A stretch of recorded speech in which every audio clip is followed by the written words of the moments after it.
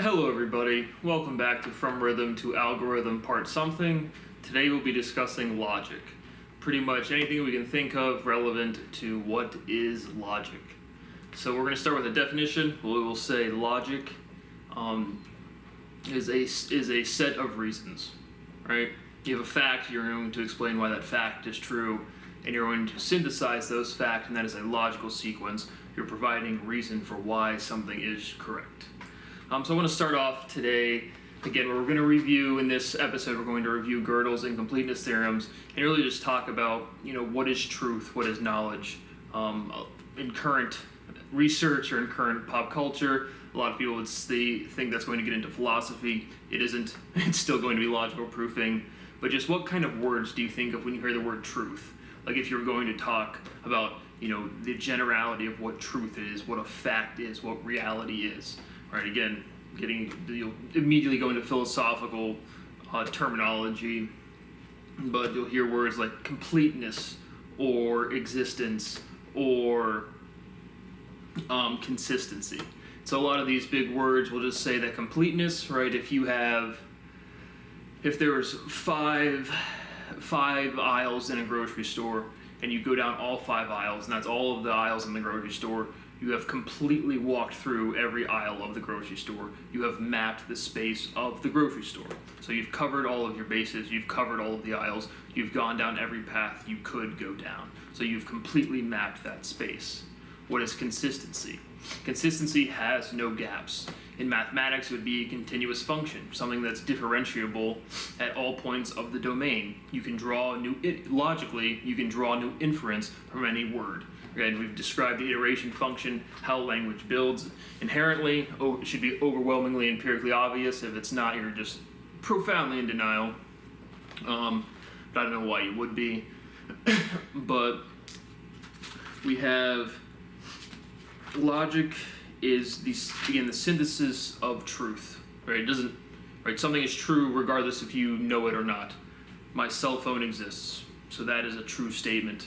Now, what can I do with my cell phone? Well, I saw somebody else pick up their cell phone. Another fact, another empirical bit of evidence. Somebody else picked up their cell phone and pressed some buttons, and they were able to speak into it and call somebody else. So I could probably do that. I could figure out the function. What does this do based off of its form? But the fact that it exists is independent of me. So that is a true statement. My cell phone exists. And so, again, we have equivalence, really, and physics or philosophy of physics. You get equivalence, comes up in the equivalence principle, just saying the effect of gravity, the force of gravity, is the same as acceleration at the same rate that the force of gravity causes you to accelerate.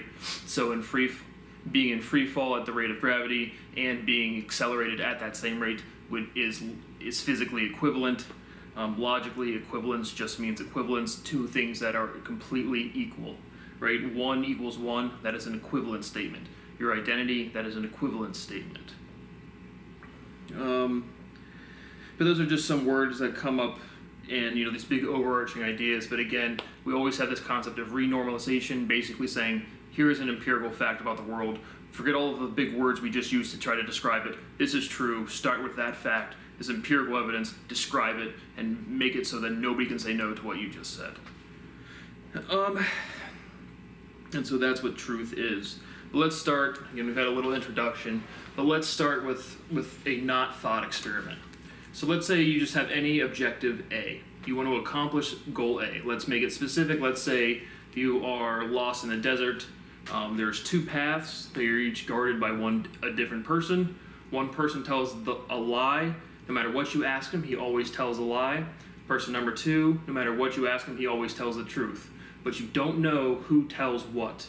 And you're lost in the desert. One path has water down it. If you don't go down the right path, you're going to die of dehydration in the middle of the desert. And again, I think I've already told this before, but again, if I have told this before, we are reiterating the logic to get down to the linguistic, the literal words to describe these things. And I have to touch on all of the bases of things that I've already touched on because we've already proven an axiom. This is the second time we're doing this entire process. But if you're in the desert, 2 people, one always tells a lie, one always tells the truth. If you don't pick the right path, you can ask them one question and one question only. And if you don't pick the right answer, you die. What question do you ask, and who do you ask it to? And we're going to come to the answer at the end of this episode. So, and again, I don't know the exact, but 1900, you have Kurt Gödel from, I want to say he's Austrian or German, I don't know, somewhere in Central Europe, doesn't matter at all. But the point being, he comes along with these two incompleteness theorems. And I'll just go ahead and read them. Again, I have another episode already covering these directly, so go watch that if you'd like to. But I just want to break this down literally term by term, meaning word by word, of what he presented. I'm going to as provided by Wikipedia, but it will do plenty fine. So it just says, and I always use, you might be saying, like, you know, why sometimes I don't use like the quote unquote rigorous definitions of problems. It's because if you can't say it simply, you can't explain it at all, or you don't understand it intuitively. So I take it can be as rigorous or not rigorous, again, to what that means to academia, I don't know at this point, because the purpose of a proof is establishing truth. Where are we at? I had these pulled up. I was trying to be prepared today, but they're giving me the super technical statements of these things. Why are we doing that? It just says, okay, sorry. The first incompleteness theorem states that no consistent system of axioms. So we're establishing the theorems. Obviously, the content is incompleteness. States that no consistent system of axioms. So we have an implicit assumption there that consistent systems of axioms exist. Again, what's an axiom? It's a fundamental truth using fundamental ontological words that has been proven. And again, speciality, special, that is the newest one that has been proven. No consistent system of axioms whose theorems can be listed by an effective procedure, that is an algorithm. So now we have a huge step down in dimensionality, right? And we have rank, simply natural numbers, 1, 2, 3, 4, right? If you need one of something and you have two of that something, you're good to go. If you need two of something and you have one of something, you are not good to go. So that gets to, again, I'm going to read through my paper, we're getting to that as well. But I'm just letting the topics come up naturally as it happened for my first proof or derivation of an axiom. But the containment statement of what VIT, just again showing relations of words. But the containment statement is just one-dimensional component stabilizes into two. That one-dimensional component, vibration, is contained within light, within energy. And then that energy is contained within mass, which was what Einstein demonstrated physically. And so when we say an algorithm, an effective procedure, you do this step 1, step 2, step 3, step 4, step 5. Again, literally this series is called From Rhythm to Algorithm. I'm showing the fundamental physical principle that wasn't identified to literally the emergent technological word algorithm, connecting that entire logic through sensorality. Literally, that's what I'm doing.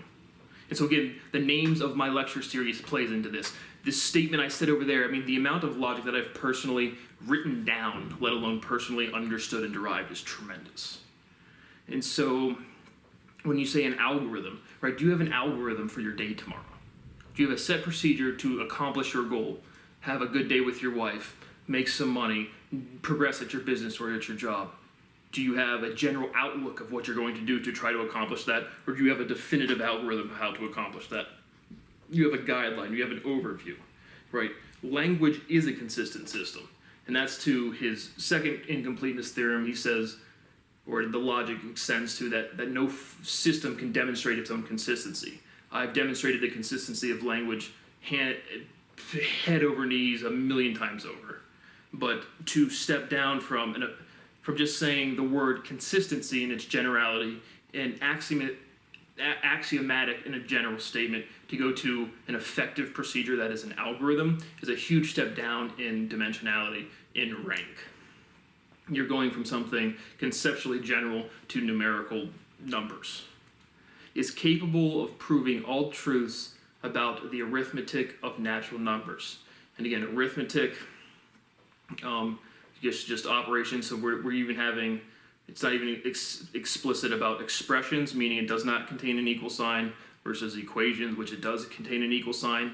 Again, logically, is maps to, with limiting specificity, the concept of is, being, comes down to the equality sign. And so again, it is what it is the structure of all sentences, therefore the form of all solutions. Again, we're deriving the axiom sensorality. We've made tremendous progress on that. But his statement, again, on this first one, is not convincing that he's understanding the words, that he's mastered the words that he's using. Because again, to say no consistent system of axioms that implicitly assumes consistent systems of axioms do exist, and they do. It's language. I proved it a million times over. A sensor is a gauge. Again, we're breaking it all down. And I've already done it before. So that it just says, for any such consistent formal system, there will always be statements about natural numbers that are true, but that are unprovable within the system. So generalize that to what I'm doing. These dichotomistic pairs that I'm showing you, these different forms, whether a certain word is in its noun form or its verb form or its adjective form. I'm showing these relations between all of these word families. All of the language is related, just how disparate is it on the logical tree or the logical pyramid. And so, of course, there's always statements.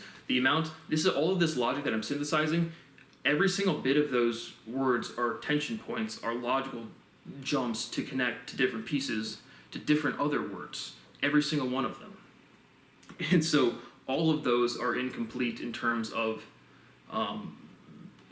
rigorous proving, right? I rigorously defined one word, speciality, one. But that's what you have to do to prove an axiom. But the point being is that the amount of true statements that cannot be proven is infinitely bigger than the amount of statements that can be proven. A consistent set of axioms do exist that I've demonstrated, but then what Kierkegaard specifically does is he then takes words, he takes that statement where you have the liar paradox, where it says this statement is false, and if the statement is false, then it has to be true, and if it's true, it has to be false. So it presents what seems to be an inherent contradiction. And so what I wanted to get to, the first statement of Gödel's incompleteness theorem is kind of wonky. It's not well articulated. It's not a well defined conjecture.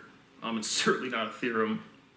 But he then takes that statement, this statement is false, and then encodes it or transforms it, or he assigns a unique string of letters or numbers to the letters, and then he gets just a single string of numerics, just a string of numbers that represents this statement is false, making it incomplete. And it is assigning value, numeric value to conceptual words is the wrong way. Again, chirality definitions go one way.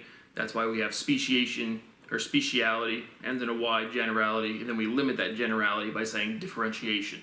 Shun is a suffix that is less general than E. Sensorality, sensoration. And so you're limiting the generality by reducing the syllability of the word. And so then when you say, I'm going to assign numbers, right? There are words.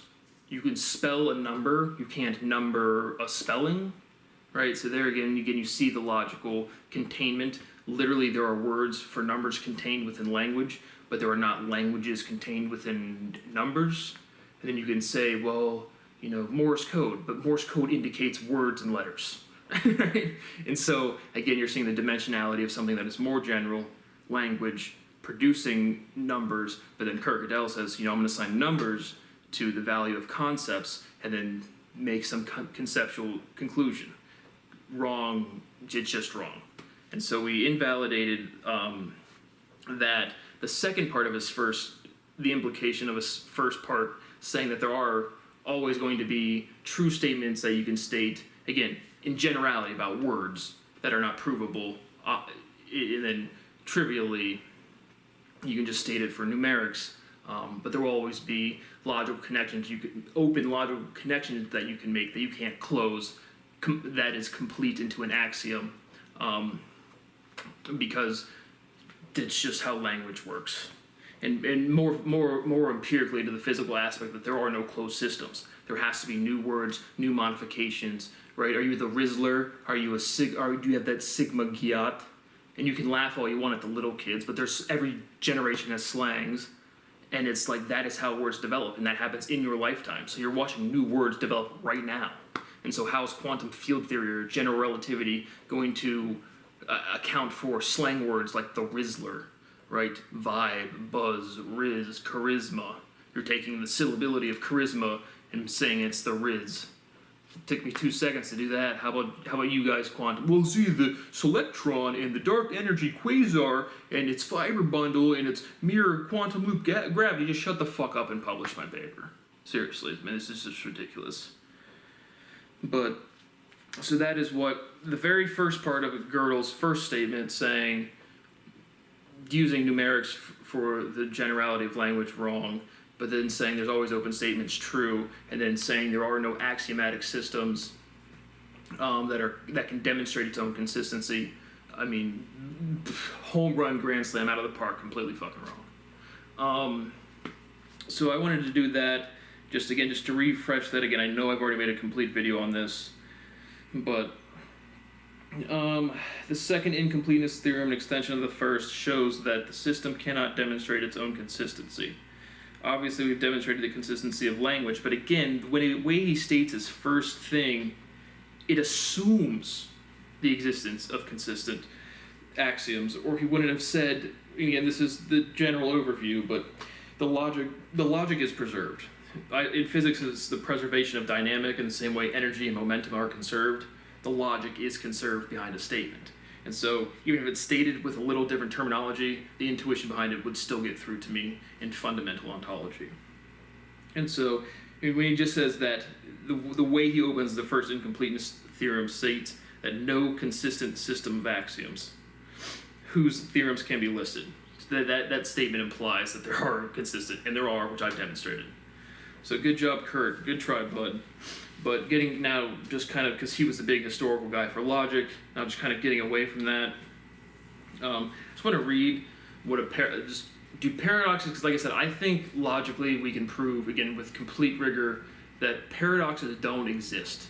And the intuition directly, just, you can't say something you don't know, and if you try to, you're going to stumble over your words. Like I do, like anybody does. All of these pauses and breaks and and I try to do the best I can, just like anybody else. But if you try to, because again, we've proven the existence of solutions.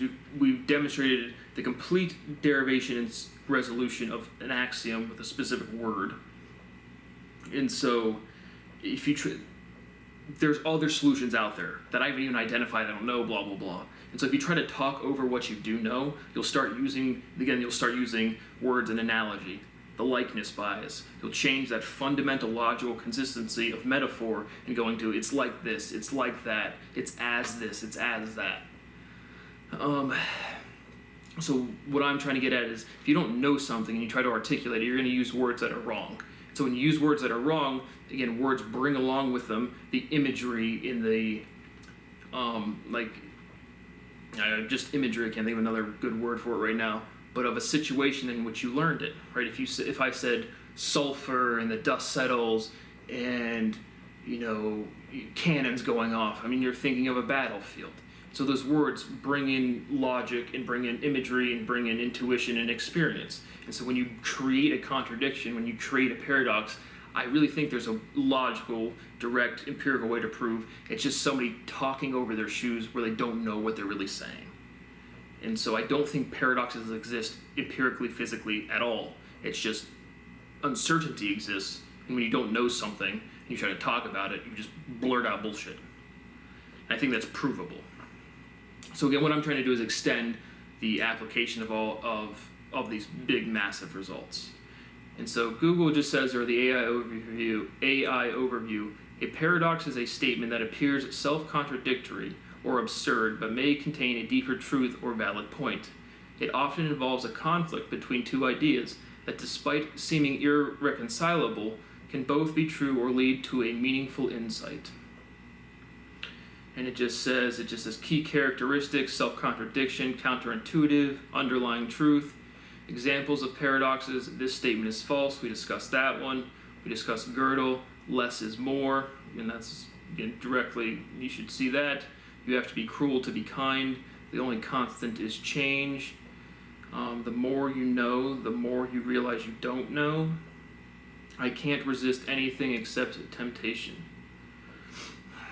And so those are all good examples.